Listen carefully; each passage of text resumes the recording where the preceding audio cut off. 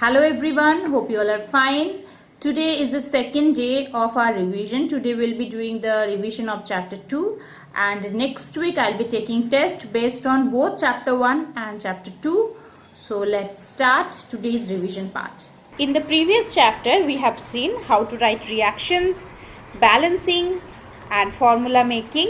Whether it is a reaction between magnesium and oxygen or nitrogen and hydrogen, always we need to represent it with balanced chemical equation to comply with law of conservation of mass. It's a chemical change as during the process old bonds break and new bonds generate. We have seen 4 types of reaction: combination, decomposition, double decomposition, displacement, and also based on the energy released and absorbed, it's exothermic and endothermic, and different conditions which are responsible to carry out a chemical reaction.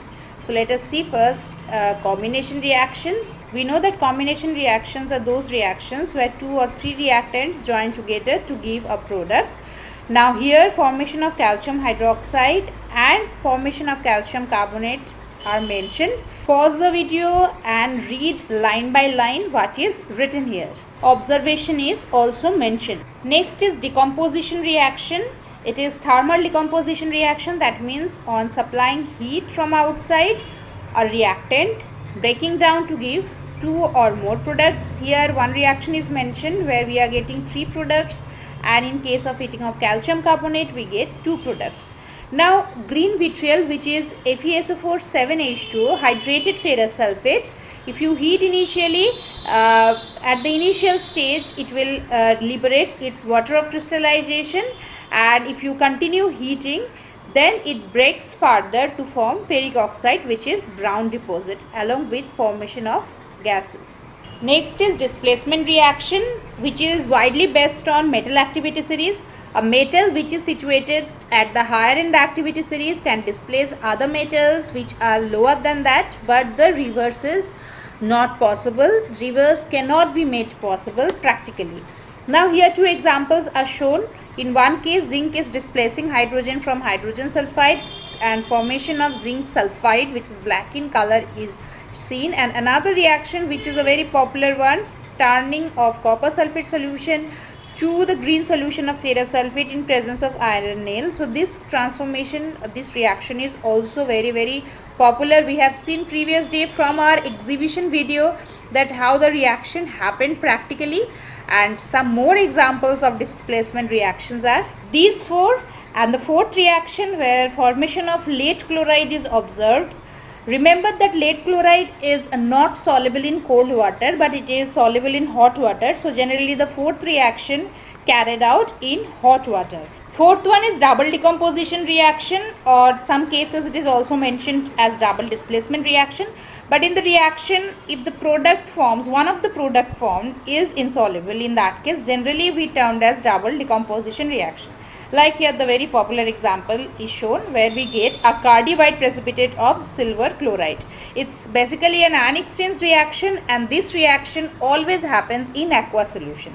I hope you all are pausing the video and reading every line which are written here. Another example, maybe this one is new to many of you all. Silver nitrate and potassium chromate, both of them are soluble in water. Silver nitrate gives a colorless solution and potassium chromate gives a yellow color solution, as you can see here. Finally precipitating out reddish brown color silver chromate. So it's another example of double decomposition reaction. Many other examples also are there in your book, you read also in class 8. I hope you all can remember those as well. Next is exothermic reaction. As we know, during a course of a chemical reaction, if it evolves, we call it exothermic reaction. Here example of burning of natural gas is mentioned. Also there are multiple examples like burning of coal. And then we have endothermic reaction where heat absorbed, as for example when nitrogen reacts with oxygen to form nitric oxide. Then we have seen about different conditions which are responsible to carry out different reactions.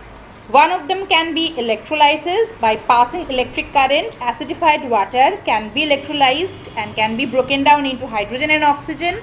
Photolytic decomposition, that in presence of sunlight. Photosynthesis occurs, also silver salts get decomposed in presence of sunlight.